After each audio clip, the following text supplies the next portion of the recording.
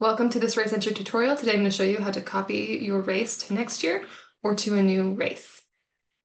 So you'll start by logging into your account. You're going to find your race for the year. We're going to do our fake Wing It Marathon. And then from this dashboard page, this first page you open, you're going to click Copy Race. The first thing you'll decide is if you're copying your race to next year or to a different event. If you're copying it to next year, it's going to keep a lot of the things the same. And then you'll just fill in any updates. If you're copying it to a different event, you'll of course include the new event's name, identify which forms you need, and the type of race. Okay.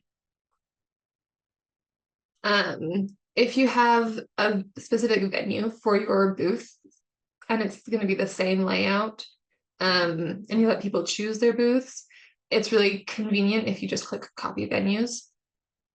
And then you don't have to worry about it. And that just makes it easier when you're working with the map for the booths. Okay. And then if it's a multi-day race, you can check that box and then put that information. If not, you're just going to leave it. The next really important thing is you need to update the basic race information.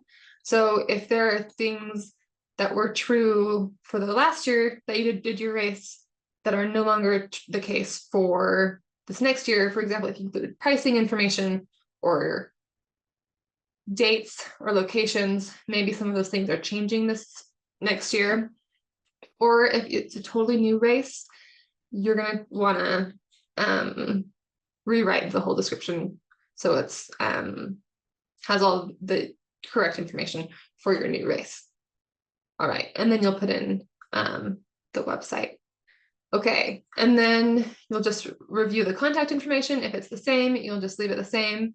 If you're working with the same team, you're going to copy the users.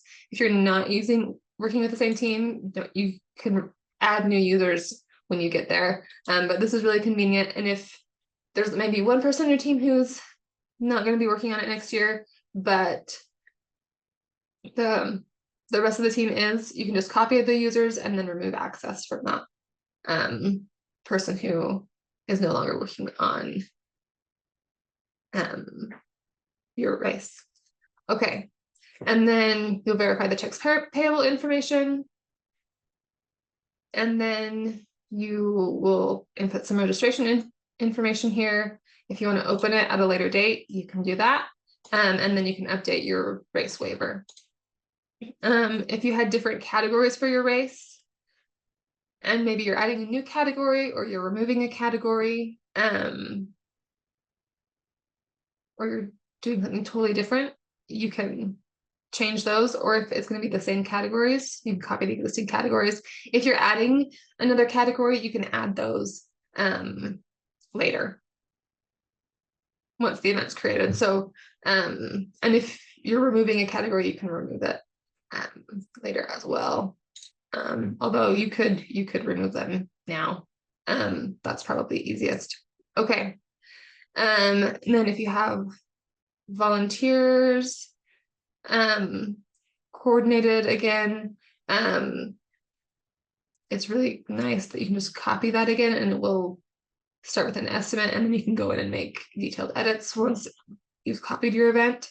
If you're following the same sponsorship structure as your last race, then you can copy all of those categories.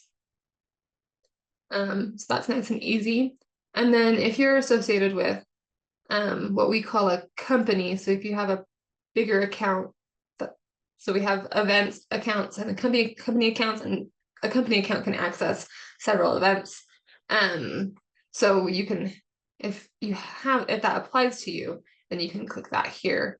Otherwise, you can just leave it alone, and then you'll sign off on the terms and conditions and click save, and then you've got your new race ready to go. All right. Thanks for tuning in. Have a good one.